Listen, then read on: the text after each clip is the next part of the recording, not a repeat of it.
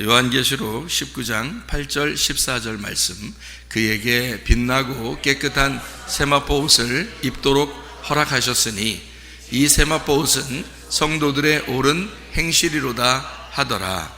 하늘에 있는 군대들이 희고 깨끗한 세마포 옷을 입고 백마를 타고 그를 따르더라. 아멘. 요한계시록 19장 말씀에 이렇게 보면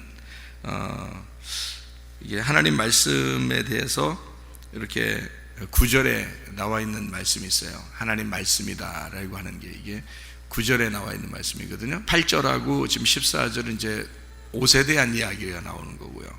9절에는 말씀, 참되신 하나님의 말씀에 대해서 나와 있는 그런 말씀이 되겠습니다. 천사가 말하기를 기록하라. 어린 양의 혼인잔치에 청함을 받은 자들은 복이 있도다 하고 또 내게 말하되 이것은 하나님의 참되신 말씀이라 하기로 이렇게 되어 있습니다. 그러니까 진리의 말씀을 얘기하는 거죠. 그러니까 위에 앞에 8절하고 14절 이렇게 앞에하고 뒤가 다 옷에 대한 이야기잖아요, 그죠? 옷에 대한 이야기인데 9절에 보니까 말씀이라고 하는 것을 이야기하죠. 그러니까 앞에 뒤에 옷인데 그것을 가운데 이제 9절이 말씀에 대한 이야기를 하잖아요. 그러니까 앞에 뒤에 옷 이야기도 뭔 얘기겠어요? 말씀에 대한 이야기죠.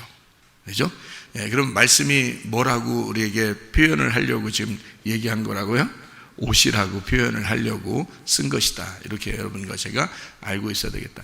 그러니까 말씀을 이렇게 한번 듣는다, 뭐 한번 읽는다, 뭐 예배를 한번 드린다, 기도를 한다, 뭐 이런 거를 굉장히 사람들이 그냥 하루하루 그냥 스케줄 따라서 조금씩 하는 건 줄 아는데 그게 아니고 말씀을 입는다라고 생각해서 말씀 옷을 안 입으면 어떻게 하늘나라 가겠어요?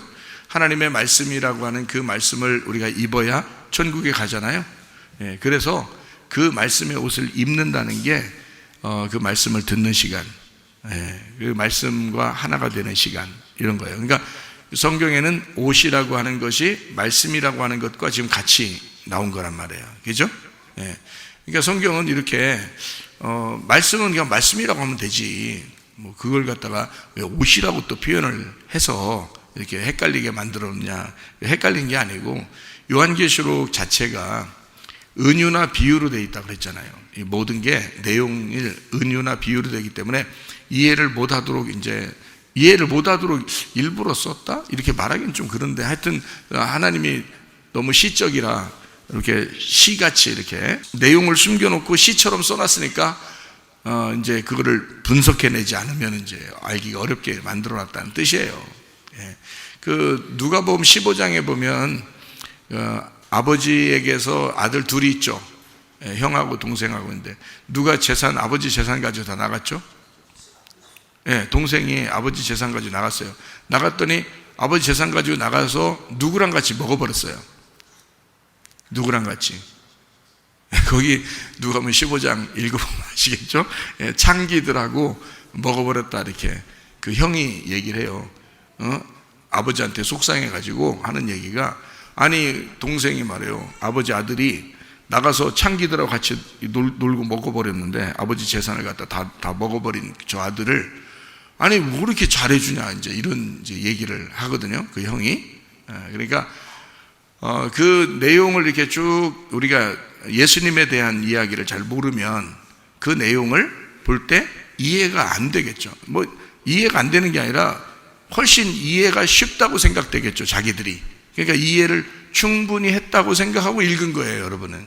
그죠? 성경 읽을 때마다, 들을 때마다 무슨 생각을 했냐면 탕자는 탕자라고 생각했던 거죠. 탕자라고 생각해서 아버지 재산을 다 창기와 함께 먹어버린 나가서 허랑방탕 아버지의 모든 재산을 낭비한 그런 이제 아들로, 탕자로 생각을 했던 거예요. 그죠? 그렇게 읽고 그렇게 들은 거예요, 사람들한테.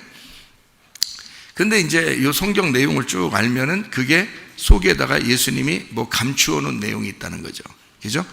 그 속에다가. 그래서 비유로 설명을 해주는 거거든요, 그 내용이. 그러니까 비유니까 그 속에 뭔가 감추어 놓고서 그 내용을 보고서 이제 얘기를 해주는 거예요.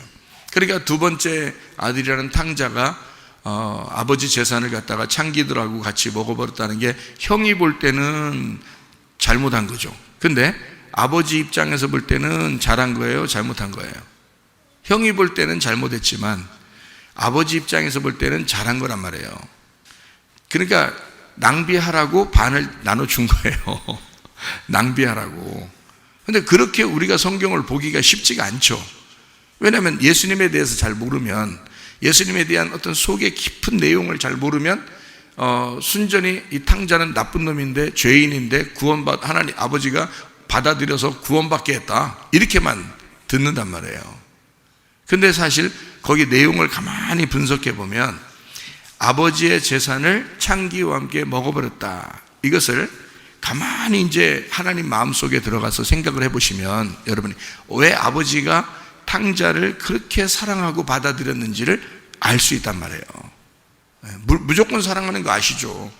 무조건 사랑하시는 거 아는데, 여러분 이 세상에 뭐 죄인들을 다 무조건 하나님이 사랑하시면 생각을 해보세요. 다 천국 가야지. 그렇게 하면요, 다 천국 보내면 되지. 하나님이 왜 누군 남겨놓고 누군 또 천국 데리고 가고 그러겠어요? 하나님 다 사랑이신데. 근데 다 데려가진 않을 것 같죠? 여러분이 볼 때도. 그러면 하나님도 뭔가 생각하는 게 있다는 거예요. 뭔가 구분하는 게 있다는 거예요. 이렇게. 그러니까 성경을 통해서 너희들이 이 말씀을 통해 구분하라는 거거든요. 정확하게. 그래서 말씀을 알으라는 거예요. 근데 그걸 뭐 두리뭉실 하나님 다 사랑할 거야, 내가 무슨 짓 해도, 내가 탕자라도 하나님이 아버지가 그렇게 기다리고 날 사랑하시고 좋아하시는데 이렇게 이제 생각하고 뭐 어느 날 죽기 전에 교회 가면 예수님 믿는다고 그러면 되겠지 뭐, 이렇게 하는 사람들도 있어요. 그러니까 아버지가 생각하는 그 마음하고 우리들이 생각하는, 사람들이 생각하는 마음하고 좀 다르시죠. 왜 사람들이 생각하는 거하고 아버지 생각하고 좀 다를까요? 왜? 사람들은 선악과를 먹었잖아요. 하나님은 선악과 먹은 인간들을 구원하려고 생명나무가 되신 거니까. 그러니까 이게 완전히 다르겠죠. 그래서 인간은 어떤 생각을 가지고 성경을 쳐다보냐면, 그리고 말씀을 듣느냐면, 또 말씀을 또 증거하냐면 선과 악에 대해서 분명히 구분하고 얘기를 한단 말이에요. 그러니까 마치 누구와 같은 거냐면 탕자의 형과 같은 모습으로 성경을 분석하고 이제 얘기를 해야 사람들이 좋아하는 거예요. 왜냐하면 자기가 선하면 천국에 갈 수 있는 거고, 실제로 하나님 앞에 선함으로 행동을 했다든지, 또는 교회에서 예수님을 믿는다고 하고 또 열심히 교회를 봉사하고 했으면 천국에 가는 게 당연하다고 생각하는 거예요. 그리고 그렇지 않은 사람이 천국 간다는 게 조금 이상한 거예요. 그러니까 아버지의 아들, 첫째 아들이 생각하는 거하고 똑같이 우리들이 생각한다고요. 그러니까 그걸 뭐라고 그러냐면 조건적 사랑이라 그러는 거예요. 조건적 사랑. 그러니까 네가 나를 이렇게 하면, 네가 회개하면 나는 너를 구원할 거다, 이렇게 이제 보는 거죠. 네가 나를 이렇게 회개하면 나는 너를 구원하겠다, 이렇게 보는 게 이 세상 사람들의 이야기예요. 그 사람들의 보는 눈이 조건적이잖아요. 사랑도 조건이 있어야 사랑하는 것이죠. 그죠? 결혼할 때도 조건을 딱 내세우죠. 서로 사랑합니까? 예, 사랑합니다. 이쪽은요? 사랑합니까? 아니요? 그럼 결혼 못 하는 거예요. 이쪽도 사랑합니다 해야 같이 결혼할 수 있는 거거든요. 그러니까 둘 다 조건이, 자기가 이쪽이 날 사랑한다면 나도 사랑하겠다, 이쪽이 날 사랑한다면 나도 이쪽을 사랑하겠다 하는 조건을 내세우고 사랑하는 거예요. 그러니까 조건이란 말이에요.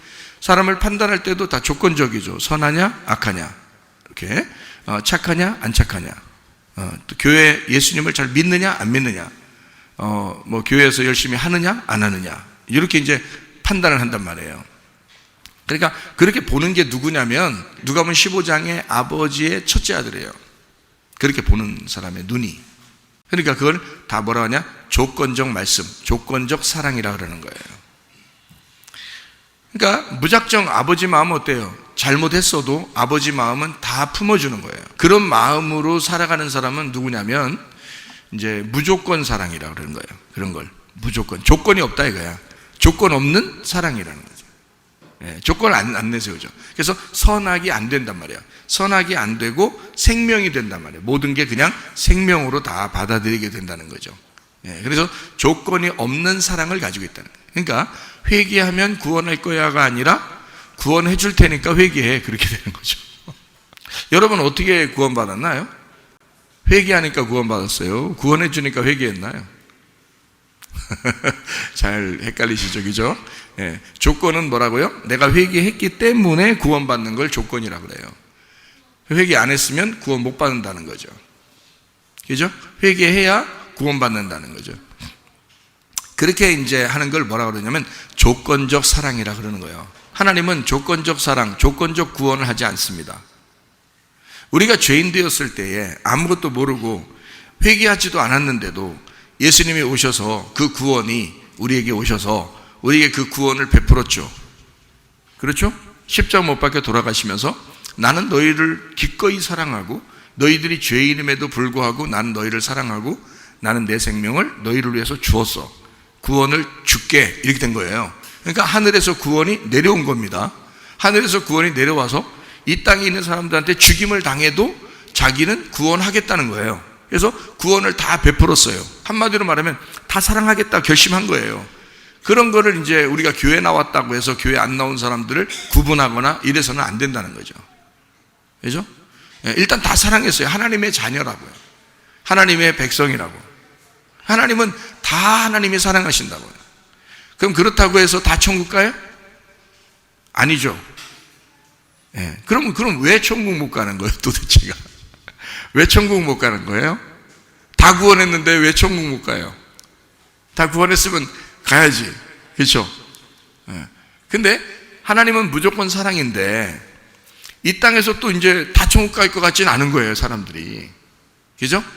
그러면 이제 선택을 해야 되는 우리들에게 이제 너 나를 선택할 거냐? 이렇게 이제 우리한테 물어볼 거 아니에요.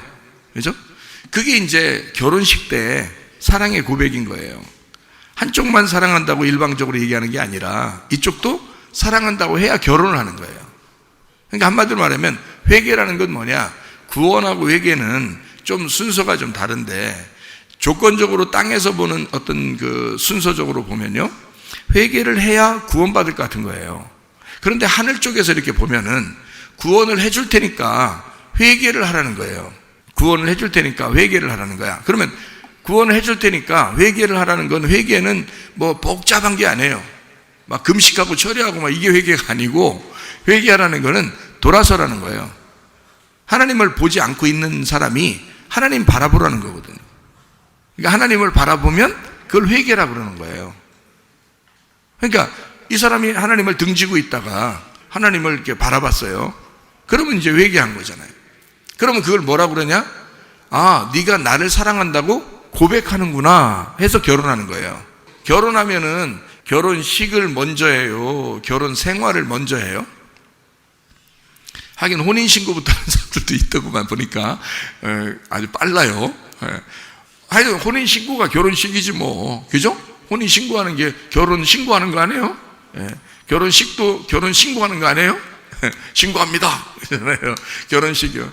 그럼 결혼식을 먼저 해요? 결혼 생활을 먼저 해요? 보통 우리가 결혼 생활을 나중에 하죠.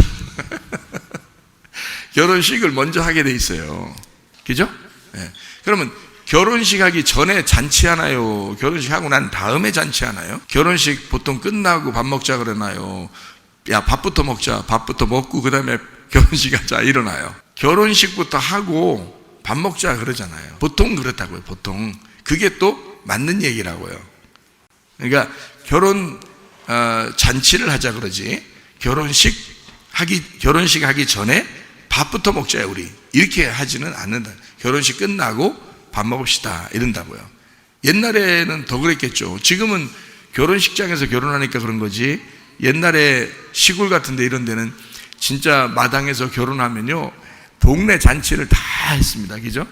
그러면 동네 잔치 다 하고 그 다음날 결혼하는 사람 봤나요? 아니죠. 이게 성경적으로 했던 거예요. 그 사람들이 다, 옛날 사람들은 다 결혼식을 먼저 하고 그 다음에 잔치를 했다는 거예요. 그러면 성경에 나오는 내용들, 그러니까 성경의 내용에서는 요한계시록에 어린 양의 결혼식이라고 하나요? 어린 양의 혼인잔치라고 그러나요? 어린 양의 혼인잔치라 이렇게 말하죠, 그죠? 예, 이게 이제 요한계시록 19장에 나와 있는 그런 얘기거든요. 7절 보니까 우리가 즐거워하고 크게 기뻐하며 그에게 영광을 돌리세 어린 양의 혼인기약이 이르렀고 그의 아내가 자신을 준비하였으므로, 여기는 이제 어린 양의 혼인기약인데 옛날에 혼인잔치라고 그랬는데, 그죠? 그리고 마태복음 22장에도 큰 잔치가 있고 그러죠, 그죠? 잔치를 벌였다. 혼인잔치거든요. 보세요. 어린 양의 신부가 준비되고 그 다음에 잔치를 연다 그러잖아요, 그죠? 그러면 결혼식 하고 나면 잔치를 해요. 그러니까 성경에는 잔치가 나오는 거예요. 예수님이 비유로 말할 때도 큰 잔치를 준비를 했는데 사람들이 안 온다는 거야. 그래서 여기저기 다 가서 그냥 아무나 막 데려와서 내 잔치 자리를 채워라 막 이런 얘기도 하고 그러잖아요. 그게 혼인잔치예요. 그 왕의 아들에 대한 잔치, 자기 큰 부자의 아들의 잔치예요, 그게. 그러니까 하나님의 그 아들, 예수님 어린 양이신 신랑이 신부를 맞아들이는 그 잔치를 말하는 거예요. 그러니까 결혼식하고 혼인잔치를 한다고요. 그러면 성경에는 혼인잔치가 많이 나오죠. 그럼 혼인식은요, 가나의 혼인잔치가 또 있죠. 네, 그래서 혼인을 언제 했는지, 가나의 혼인잔치가 이게 요한복음 2장에 나오는데 혼인을 언제 했는지, 결혼식 언제 했는지 그건 모르잖아요. 거기에 나오지 않고 잔치를 지금 하고 있는데 포도주가 떨어진 거예요. 그래서 예수님이 거기서 이제 물로 포도주를 만들어서 막 먹게 하고 그러잖아요. 잔치니까 포도주가 떨어져서는 안 되는 거죠. 포도주가 성경에 두 가지가 나와요. 묵은 포도주가 있고 새 포도주가 있어요. 묵은 포도주는 이제 옛날 걸 말하는 거고요. 새 포도주는 새로운 걸 말하는 거예요. 그래서 묵은 포도주를 새 가죽 부대에 담는 게 아니에요. 새 포도주를 새 가죽 부대에 담게 돼 있어요. 예. 그래서 이 가죽 부대가 뭐겠어요? 우리 마음이겠죠, 그죠? 우리 마음에 새로운 포도주가 담기려면 내 마음이 어떻게 되게 돼 있어요? 새로운 마음이 돼야 새로운 포도주를 담는 거예요. 그러니까 이게 뭐냐면, 묵은 포도주는 옛날 거니까 율법을 말하는 거예요. 새 포도주는 진리의 말씀, 은혜를 말하는 거예요. 그 복음은 예수님을 얘기하는 거예요. 그러니까 새 포도주는 예수님을 말하는 거죠. 묵은 포도주는 모세를 말하는 거고요. 네, 그렇죠? 그러니까 묵은 포도주를 따르던, 다시 말하면 율법을 따르던 바리새인들에게 예수님께서는 이제 뭐라 그러면, 묵은 포도주를 먹고서 새 포도주를 달라고 하는 사람은 없을 거라는 거예요. 왜? 맛이 뭐가 더 있으니까. 묵은 포도주일수록 맛이 더 좋으니까 라고 이제 예수님이 얘기하는 거예요. 그러나 예수님은 자기를 뭐라고 표현하냐면 새 포도주라고 표현하는 거예요. 자기가 새 포도주, 그러니까 새로운 말씀, 새로운 복음인 거죠. 새로운 복음이 이 땅에 왔는데 사람들이 묵은 포도주가 좋으니까 새 포도주를 안 먹는다는 거예요. 그러니까 마음이 새로워지지 않았기 때문에 그걸 담을 수가 없는 거예요. 이걸 만약에 옛날 가죽 부대로서 이 새 포도주를 담으면, 옛날 마음을 가지고 예수님이라는 복음을 받아들이면 어떻게 해요? 찢어져 버려요. 감당이 안 된단 말이에요. 예수님의 말씀이 감당이 안 되니까 거기 바리새인들이나 이런 사람들이 예수님을 자꾸 잡아 죽이려고 한 거예요. 감당이 안 되니까. 저 사람하고 같이 얘기하면 감당이 안 되는 거예요. 자기들하고 너무 틀려. 반대 얘기만 하니까. 생각해 보세요. 그죠? 자기들은 딱 조건을 딱 내세워서 얘기를 해야 딱 맞는 거죠. 근데 예수님은 조건을 내세우지 않는 거예요. 그러니까 무조건적이니까 탕자를 구원해야 된다는 거야. 그죠? 또 사마리아 여자도 구원해야 된다는 거야. 삭개오도 구원해야 된다는 거야. 예, 38년 된 병자도 구원해야 된다. 눈 소경도 구원해야 된다는 거야. 그럼 이게 말이 왜 안 되냐면, 이 바리새인들이 생각할 때는 자기들이 잘했기 때문에 복을 받았다고 생각한 거예요. 그래서 부자가 됐다고 생각했어요. 그래서 부자가 천국 간다고 생각했는데 예수님이 와가지고는 부자는 다 지옥 간다는 거예요. 누가복음 16장에 나오는 얘기죠. 부자는 다 지옥 간다는 거예요. 그리고 거지 나사로만 아브라함의 품에 들어간다는 거예요. 그것도 약 올리는 것도 아니고 말이요, 약 올리는 것처럼 거지가 부자의 상에서 떨어지는 그거 부스러기 먹다가 말이야 아브라함의 품에 들어갔다는 거예요. 부자들은 무슨 생각했어요? 바리새인들이나 부자들이나 무슨 생각했겠어? 자기들이 아브라함의 자손이라고 생각했는데, 세상에 그 자리에 누가 가 있는, 거지 나사로가 가 있는 거예요. 말도 안 되죠. 개하고 같이 먹던, 자기의 발밑에서 개하고 같이 먹던, 저거는 그 사람들이 생각할 때는 조건적으로 볼 때 이 사람은 저주를 받은 거거든요. 저 사람은 반드시 지옥 가야 된다고 생각했는데, 예수님이 와가지고는 말이 완전 바뀌는 거예요. 그러니까 예수님의 이야기가 감당이 되겠어 안 되겠어? 이 부자들이 예수님 이야기가 감당이 안 되는 거예요, 여러분. 그래서 예수님만 만나면 자꾸 터져버리는 거예요. 가죽 부대가 자꾸 터져버리는 거예요. 새로운 복음을 담을 수가 없어요. 이게 새로운 마음이 되지 않고서는 이게 다 터져버린다고요. 그렇죠?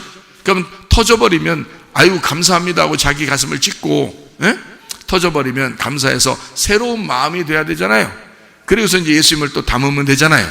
그죠? 가시밭 있고 돌짝밭 있고 길가밭 있었던 자기 마음들이 이 씨앗을 통해서 이 밭이 막 다 터져버리면, 엎어져 버렸으니까 좋은 밭 됐을 거 아니에요. 그러면 다시 심으면 되잖아요. 또 그 새로운 복음들을 심으면 이제 거기서 열매를 맺힐 거 아니에요. 그런데 이 터지는 걸 무서워하는 거예요. 이 가시가 있는 거를 막 걷어내기가 싫은 거고, 돌짝을 걷어내기가 싫은 거예요. 길가밭이라는 자기 마음의 밭을 걷어내기가 싫은 거예요. 이게 걷어내지는 게 씨만 들어오면, 새로운 포도주만 들어오면 그냥 터져버리는데, 그게 안 됐단 말이에요, 이 사람들은. 그러니까 이 사람들하고 예수님하고 계속 부딪힌 거예요. 그러니까 율법을 따르던 사람하고 진리를 따르는 자하고 완전 반대니까 자꾸 부딪힐 수밖에 없었다. 감당할 수가 없는 말씀이었다. 여러분은 복음의 말씀이 들어올 때 감당되죠? 그러니까 여러분이 훨씬 나은 거예요. 그러니까 예수님이 이제 이야기하는 그 내용 중에서 탕자가 사랑받을 수밖에 없다라고 얘기하면, 그러면 이제 형 입장에서는 바리새인 같이, 유대인 같이 이렇게 형 입장에서는 상당히 기분 나쁜 이야기잖아요. 조건적으로 보니까 이 탕자는 와서 어떻게든지 혼나고, 그 다음에 뭘 어떻게 좀 하든지 해야지, 이게 혼도 안 내죠. 오히려 더 잘해준단 말이에요. 더 잘해줘. 아버지가 막 소도 잡아주고 막 더 잘해주잖아요. 반지도 껴주고. 기분이 안 좋다고요, 형 입장에서는. 그러니까 이걸 조건적으로 보는 사람들 입장에서는 이게 무조건적인 하나님의 사랑이 이해가 안 되는 거예요. 그러니까 신앙생활도 조건적으로 신앙생활하는 사람들은 무조건적인 사랑이 뭔지를 이해가 잘 안 되는 거예요. 자기가 율법에 매여 있는데 그걸 잘 몰라. 왜 어떻게 매여 있는지를 모르니까 진리를 발견하면 할수록 이게 점점점 내 율법의 그 바운데리가, 진리의 말씀이 들으면 들을수록 이 율법이 점점 터져나가는 거예요. 그래서 진리가 진리의 밭이 돼서 마음이 점점점 넓어지는 것입니다. 점점 커지는 거예요. 그래서 진리가 자꾸 들어오도록 하면 이제 이 율법의 여러분 마음들이 점점 없어지는 거죠. 그래서 오히려 다른 교회보다는 다른 교회 분들도 하나님이 정말 사랑하시는 분들이에요. 알아요.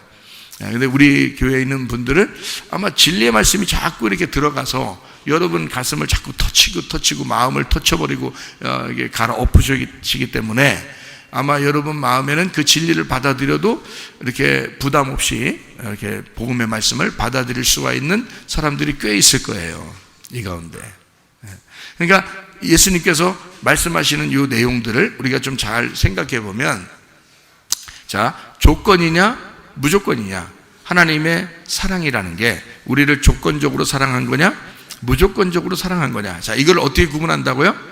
너 회개하면 구원받아 라고 말할 것이냐, 구원받았으니까 회개하라 그렇게 할 것이냐. 구원받았으니까 회개하라는 것은 하나님의 사랑 쪽이죠. 그죠? 너 회개하면 내가 딱 봐가지고 마음에 들면 구원해주고, 회개 제대로 안 했으면 내가 구원 안 해줄게. 이거는 조건을 내세워서 예수가 너한테 올까 말까 이렇게 하는 거잖아요. 그런데 예수님이 그렇게 올까 말까 하면서 왔나요? 그렇지 않죠. 기꺼이 오셨다고요.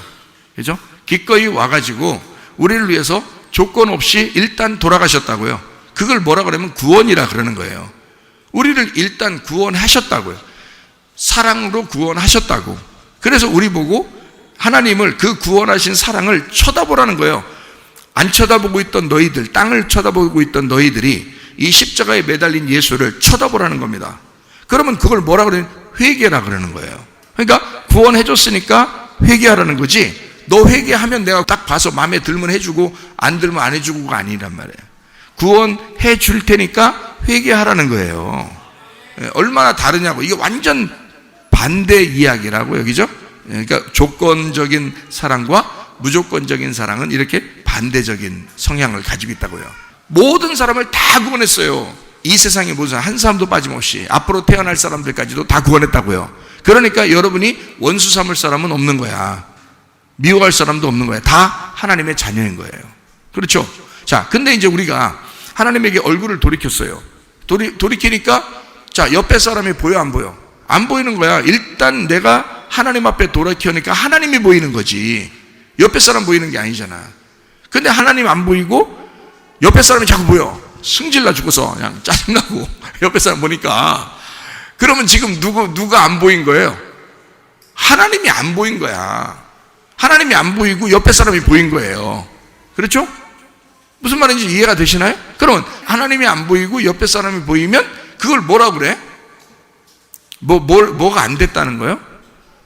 회개가 안 됐다는 거지. 회개가 안 되면 결혼을 할 수가 있어요, 없어요? 예수님하고 결혼을 못 하는 거야. 그러니까 하나님이 다 사랑해서 구원은 다 했는데 회개한 사람하고 결혼하는 거예요. 결혼하는 이유가 뭐죠? 결혼하고서 잔치한다 그랬잖아요. 그러면 잔치라는 거는 막 결혼식 끝나자마자 막 눈물 펑펑 흘리면서 그냥 막 음식 먹을 때 모래 씹는 것 같고 그럴까요? 즐겁겠죠. 잔치가 이제 결혼식이 끝났으니까 결혼식 잔치라면 너무너무 행복할 거란 말이야. 막 뭐 과일을 먹어도 막 행복하고 케이크를 먹어도 막 행복하고 기쁘단 말이에요. 그러면 우리가 예수님하고 결혼하고 난 다음에 생활은 어떻게 돼야 될까요? 기쁨의 생활이라고 해야 되겠죠? 그래서 항상 기뻐하라는 거예요. 그죠? 쉬지 말고 기도하라, 교통하라는 거예요. 기도하고. 그리고 범사에 감사하라는 거예요. 이렇게 생활하라는 거예요. 이거 하는 걸 보고 너 잘하면 내가 결혼해 줄게, 이게 아니라고요. 자, 무슨 말인지 제가 얘기하는 거죠. 이해하겠어요? 결혼을 하고 생활하자는 거야. 기쁨으로 잔치하며 생활하자는 거예요. 결혼식 하고. 그러면 결혼식은 어떻게 할 때 결혼식이 이루어진다고? 남편만 사랑하겠습니다라고 결심하고 남편만 쳐다볼 때 결혼식이 성립된다고요.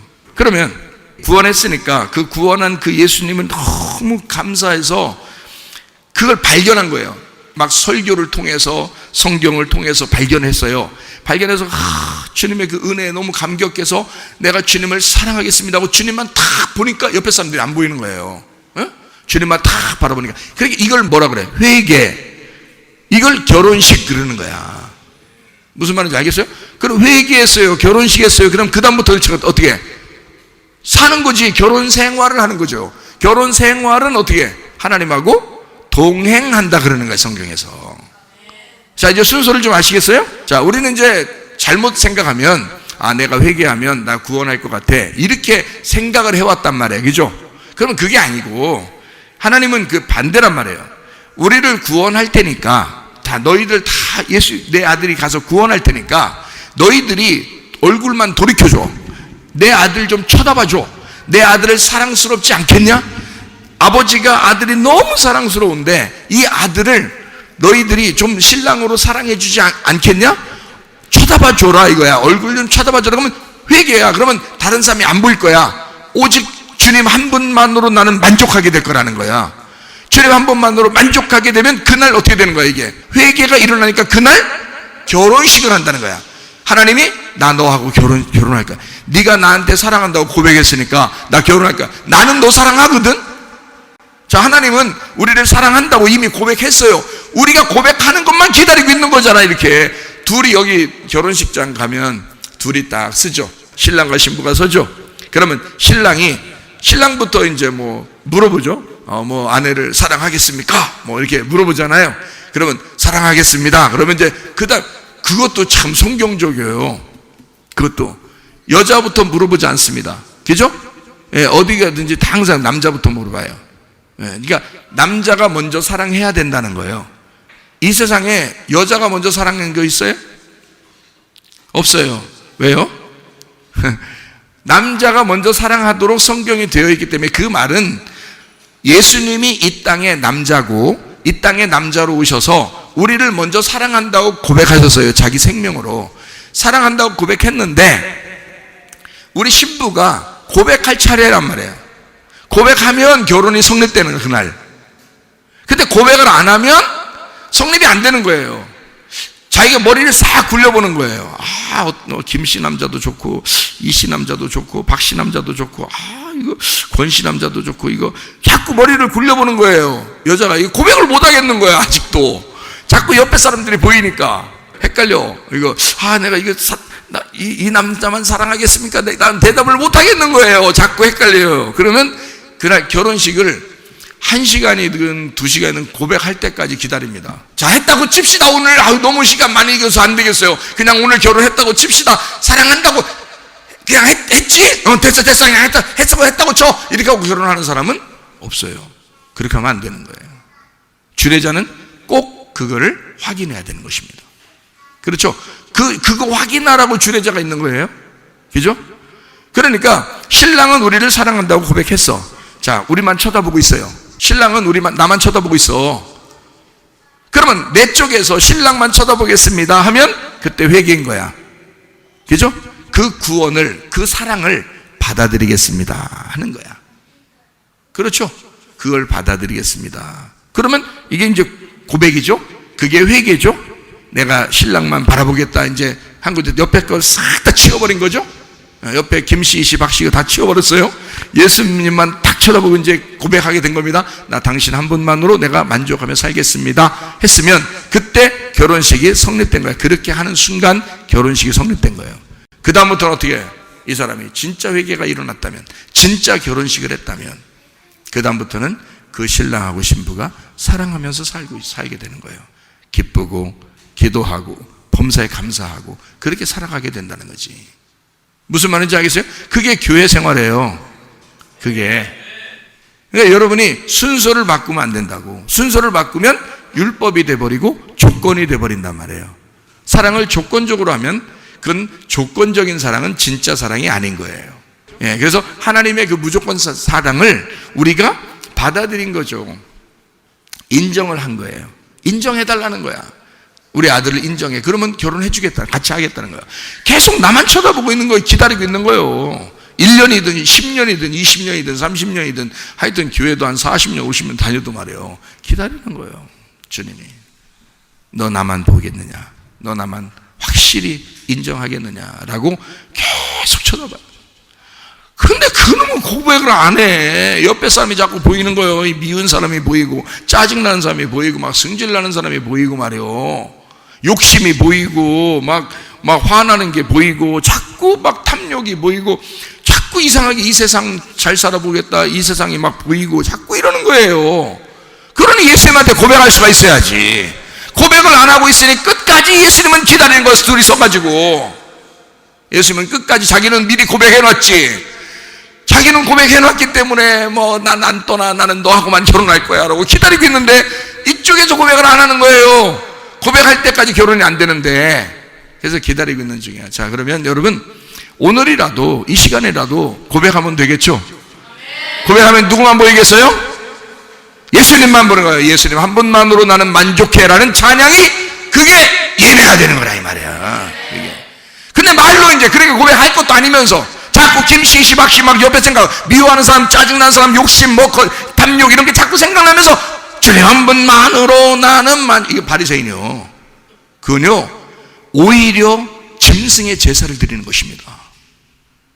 그게 안 되는 거예요. 그렇게 하면 내 속에 진짜 그런 결심, 예수만 바라보겠다라고 결심한 그 마음을 가진 자가 고백하는 거거든요. 그게 결혼이거든요.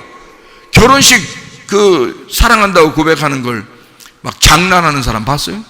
아니에요. 장난하면 진짜 마지막 진짜 이걸 내가 오늘 고백하면 이제 결혼 끝나는 건데 결혼하고 이제 살아야 되는 건데 내가 이거 신중하게 마지막까지 내가 고백해야 돼. 그래서 2번을 물어본다고요. 한 번 딱 물어보고 사랑하겠습니까? 다시 묻겠습니다. 진짜 사랑하겠습니까? 네. 그럼 둘이 다 사랑한다고 고백했기 때문에 오늘 결혼이 성립됐습니다. 그러면 막 밑에서 박수 치고 막 잘했다 그러잖아요.